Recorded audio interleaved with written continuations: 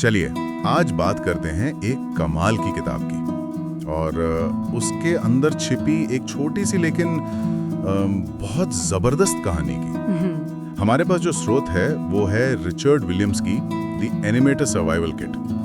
अब इसके नाम से शायद ऐसा लगे कि ये सिर्फ एनिमेटरों के लिए है, लेकिन ऐसा बिल्कुल नहीं है। सही बात है।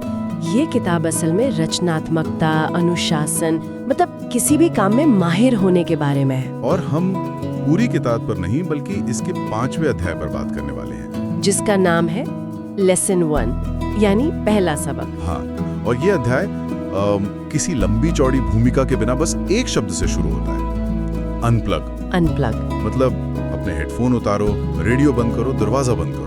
ये सुनने में तो बड़ी सीधी सादी सलाह लगती है। बहुत ही आम सी। हम में से कितने ही लोग काम करते हुए गाने सुनते हैं, पॉडकास्ट सुनते हैं। मुझे तो लगता था कि इससे काम और अच्छा होता है। बिल्कुल। लेकिन इस एक शब्द के पीछे एक ऐसी कहानी है जो थोड़ी मजेदार है, थोड़ी डरावनी भी, और सच कहूं तो मेरे सोचने का तरीका ही बदल दिया उसने। हाँ, क्योंकि ये कहानी सिर्फ संगीत बंद करने के बारे में नहीं है।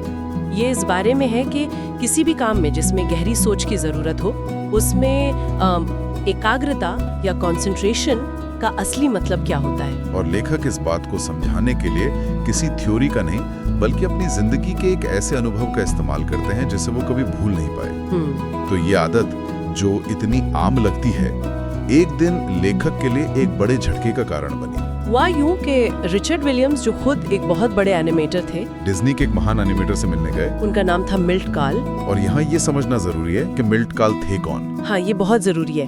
वो कोई आम एनिमेटर नहीं थे। वो डिज्नी के उन 9 दिग्गजों के ग्रुप का हिस्सा थे जिन्हें 9 ओल्ड मैन कहा जाता था। 9 ओल्ड मैन, जी। ये वो लोग के जिन्होंने स्नो वाइट से लेकर द जंगल बुक तक, मतलब डिज्नी के स्वर्ण युग को गढ़ा था। वाह। एनिमेशन की दुनिया में उनकी बात एक तरह से पत्थर की लकीर मानी जाती थी। वो एनिमेशन के देवता थे। बिल्कुल। तो रिचर्ड विलियम्स, जो खुद भी मिल्ट के काम के बहुत बड़े प्रशंसक थे, उन्हें काम करते हुए देखते हैं। मिल्ट अपनी ड्राइंग में पूरी तरह से डूबे हुए हैं और विलियम्स बड़ी मासूमियत से उनके पास जाकर एक सवाल पूछते हैं। एक बहुत ही सीधा सा सवाल। वो पूछते हैं, मिल्ट, क्या आप कभी काम करते समय शास्त्रीय संगीत सुनते हैं? है ना? एक ऐसा सवाल जो कोई भी पूछ सकता है। शायद वो उम्मीद कर रहे थे कि मिल्ट कहेंगे, हाँ मुझे मोजार्ट सुनना पसंद है, या ऐसा ही कुछ। हाँ बिल्कुल।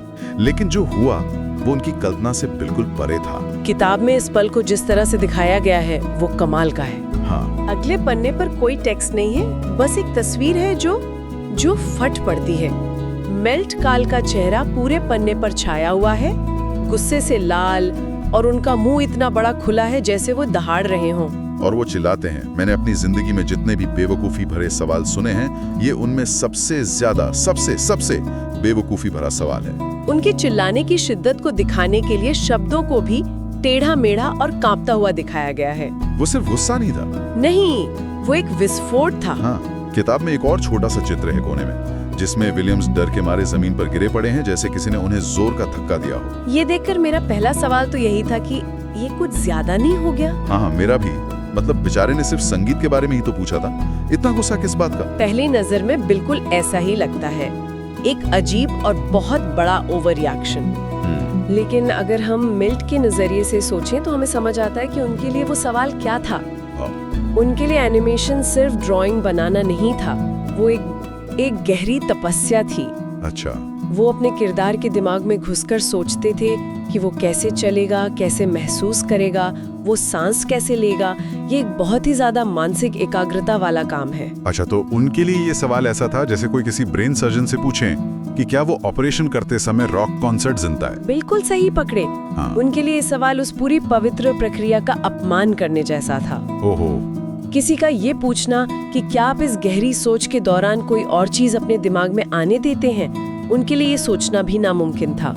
इसीलिए वो इतना भड़क गए। और यहीं पर कहानी का सबसे दिलचस्प मोड़ आता है। हाँ। मिल्ट काल सिर्फ चिल्लाकर चुप नहीं हो जाते, वो अपने गुस्से की वजह बताते हैं। और उनकी वजह उनके गुस्से से भी ज्यादा हैरान करने वाली है। हाँ, और यही वो लाइन है जो इस पूरे अध्याय का सार है। पन्ने पर मिल्ट का चिल्लाता हुआ चेहरा फिर दिखता है और वो कहते हैं, मैं इतना होशियार नहीं हूँ कि एक समय में एक से ज्यादा चीजों के बारे में सोच सकूं। ये बात मुझे हैरान कर देती है। हाँ, दुनिया का एक जीनियस, अपनी कला का देवता, ये कह रहा है कि मैं इतना होशियार नहीं हूँ। आजकल तो हर कोई खुद को मल्टीटास्किंग एक्सपर्ट बताता है, सही बात है। और यही इस सबक की ताकत है। ये कोई झूठी विनम्रता नहीं थी, ये एक जीनियस की अपनी सीमाओं की गहरी समझ थी। वो जानते थे कि उनका दिमाग जब किसी एक समस्या को पूरी गहराई से सुलझाने में लगा हो तो संगीत जैसी दूसरी चीज भी उस प्रक्रिया को तोड़ लेगी। तो वो जिसे हम डीप वर्क या फ्लो स्टेट कहते हैं। हाँ, मिल्ट काल उस स्थिति को सहज रूप से जानते थे और उसकी रक्षा करते थे। तो जिसे हम मल्टीटास्किंग कहते हैं, वो असल में है ही नहीं। अच्छा, वैज्ञानिक रूप से तो नहीं। हमारा दिमाग एक समय में एक ही चीज पर ठीक से ध्यान केंद्रित कर सकता है। जब हम मल्टीटास्किंग कर रहे होते हैं तो हम असल में दो कामों के बीच बहुत तेजी से अपना ध्यान बदल रहे होते हैं, जिसे टास्क स्विचिंग कहते हैं। और हर बार जब हम स्विच करते हैं तो हमें एक मानसिक कीमत चुकानी पड़ती है। हमारा फोकस टूटता है और काम की गहराई कम हो जाती है। और मिल्टाल को ये बात बिना किसी वैज्ञानिक रिसर्च के पता थी। वो बस ये कह रहे थे, मेरा काम इतना मुश्किल है कि मेरे पास फोकस तोड़ने की गुंजाइश ही नहीं है। बिल्कुल। लेखक पर तो इसका असर तुरंत हुआ। किताब में उन्हें एक कोने में डरे सहमे बैठे दिखाया गया है। हाँ। और वो मनी मन कहते हैं, मैं अब ऐसा दोबारा नहीं करूंगा। मतलब सबक उसी पर सीख लिया गया था। और ये कोई लेक्चर सुन के नहीं सीखा गया था, ये एक भावनात्मक झटका था। सही है। इसीलिए ये इतना असरदार था। कभी-कभी जिंदगी के सबसे बड़े सबक हमें किताबों से नहीं बल्कि ऐसे ही यादगार अनुभवों से मिलते हैं। तो इस घटना ने विलियम्स को पूरी तरह बदल दिया। वो लिखते हैं कि इसके बाद उन्होंने चुप्पी का सामना करने और सोचने की आदत डाल ली। वो कोई भी लाइन खींचने से पहले शांत बैठकर बस सोचते थे, किरदार के बारे में, सीन के बारे में। और यहाँ सोचने की क्रिया पर जोर देना बहुत जरूरी है। मतलब हम अक्सर काम करने को शारीरिक गतिविधि से जोड़ते हैं, जैसे कीबोर्ड पर टाइप करना या पेंसिल चलाना। हाँ, सही है। लेकिन असली काम तो दिमाग में होता है। हाँ। और संगीत या कोई भी दूसरा शोर, चाहे हमें लगे कि वो मदद कर रहा है, असल में उस गहरी सोच की प्रक्रिया में बाधा डाल सकता है। और नतीजा क्या हुआ? नतीजा चौंकाने वाला था। विलियम्स लिखते हैं कि उनके एनिमेशन में तुरंत सुधार हुआ। तुरंत? हाँ, ये सिर्फ एक अच्छा विचार नहीं था, ये एक ऐसी प्रैक्टिस थी जिसका असर सीधे उनके काम की क्वालिटी पर दिखा। कमाल है। और कहानियां खत्म नहीं होती। अगर हम इसे बड़े परिप्रेक्ष्य से जोड़ें तो ये सबक और भी महत्वपूर्ण हो जाता है। कैसे? साउंड एडिक्टेड कंप्यूटर एनिमेटर्स का जिक्र करती हैं। साउंड एडिक्टेड कंप्यूटर एनिमेटर्स, ये तो आज की बात हो गई। बिल्कुल। आज तो ऑफिस में या घर पर काम करते हुए लगभग हर कोई हेडफोन लगाए रहता है। ये एक तरह का नॉर्मल बन गया है। अगर कोई बिना हेडफोन के काम कर रहा हो तो वो अजीब लगता है। सही कहा। और विलियम्स यही बताते हैं। जब उन्होंने इन युवा कंप्यूटर एनिमेटर्स को अपनी कहानी सुनाई और उन्हें हेडफोन हटाने की सलाह दी तो शुरुआत में उनके सहकर्मियों ने उनका मजाक उड़ाया।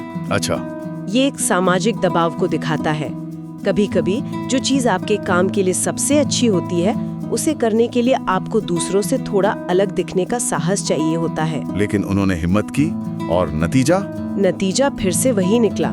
वो सभी एनिमेटर्स अपने काम में आश्चर्यजनक सुधार देखकर हैरान रह गए। वाह। इससे ये साबित हो गया कि ये सबक सिर्फ हाथ से ड्राइंग करने वाले मिल्ट काल के लिए नहीं था।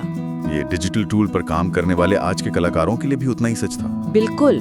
ये एक सार्वभौमिक सिद्धांत है, एक यूनिवर्सल रूल। और अध्याय के अंत में एक बहुत ही दमदार तस्वीर है।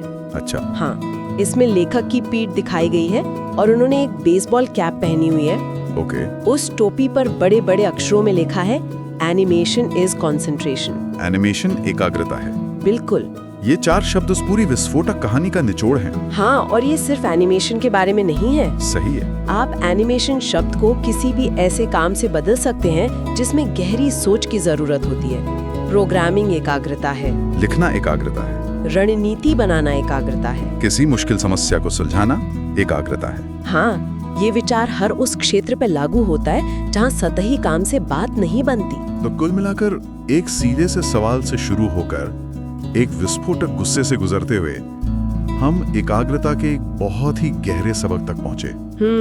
और मुख्य सीख यही है कि असली रचनात्मक या बौद्धिक प्रगति के लिए अटूट ध्यान की जरूरत होती है। बिल्कुल। हमें उन भटकाओं को हटाना होगा जिन्हें हम अक्सर माहौल बनाने वाला या हानिरहित मानकर चलते हैं। और इस पाठ की सबसे खूबसूरत बात इसकी कहानी है। कोई आपको 100 पन्नों की रिपोर्ट दे दे कि मल्टीटास्किंग क्यों खराब है तो शायद आप भूल जाएंगे। सही बात है। लेकिन एक जीनियस का ये चिल्लाना कि वो मल्टीटास्किंग करने के लिए पर्याप्त होशियार नहीं है, ये एक ऐसी बात है जो आपके दिमाग में हमेशा के लिए बस जाती है। हाँ, ये भूलना मुश्किल है। ये विनम्रता और फोकस का एक ऐसा सबक है जिसे भूलना बहुत मुश्किल है। सच कहूं तो ये कहानी सुनने के बाद मैंने खुद कुछ दिनों के लिए काम करते समय संगीत सुनना बंद कर दिया। अच्छा? और मैं हैरान था कि मेरे सोचने की प्रक्रिया कितनी साफ हो गई थी। मुश्किल चीजें थोड़ी आसान लगने लगी थी। ये जानकर अच्छा लगा, और यही इस कहानी की सफलता है। ये आपको एक्शन लेने के लिए प्रेरित करती है। लेकिन ये आज के संदर्भ में एक बहुत जरूरी सवाल भी खड़ा करती है। वो क्या? मिल्ट काल की लड़ाई बाहरी शोर से थी, संगीत, रेडियो, लोगों की बातें। हाँ। उस शोर को बंद करना फिर भी आसान था। आप दरवाजा बंद कर सकते हैं, रेडियो बंद कर सकते हैं। लेकिन आज हमारे भटकाव बदल गए हैं। बिल्कुल, आज हमारे सबसे बड़े भटकाव अक्सर शांत होते हैं और अंदरूनी होते हैं। जैसे आपके फोन पर आने वाला एक छोटा सा वाइब्रेशन, स्क्रीन पर चमकने वाला एक नोटिफिकेशन, हर 5 मिनट में ईमेल या सोशल मीडिया चेक करने की बेचैनी। हाँ, ये सब मूक भटकाव है। इनके लिए हेडफोन उतारने की जरूरत नहीं होती, क्योंकि इनका शोर तो पहले से ही हमारे दिमाग के अंदर है। ये तो बहुत गहरी बात है। हमारा दिमाग अब बाहरी दुनिया से ज्यादा डिजिटल दुनिया से प्लग इन रहता है, भले ही कोई आवाज ना आ रही हो। सही कहा। हमारे दिमाग में एक निरंतर बातचीत चलती रहती है। उस ट्वीट का क्या जवाब दूं, वो तस्वीर लाइक करूं, आगे क्या करना है। मिलिट काल को एक समय में एक चीज के बारे में सोचना था, उनका किरदार।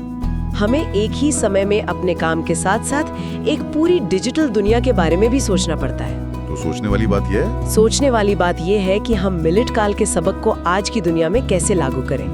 हम सिर्फ अपने हेडफोन को ही कैसे अनप्लग ना करें, बल्कि इन आधुनिक, मूक और कहीं ज्यादा खतरनाक भटकावों से अपने दिमाग को कैसे अनप्लग करें। सही है। मिलिट काल का सबक बाहरी शोर को शांत करने के बारे में था, लेकिन शायद हमारी पीढ़ी की असली चुनौती उस भीतरी डिजिटल शोर को शांत करने की है, ताकि हम सच्ची और गहरी एकाग्रता हासिल कर सकें।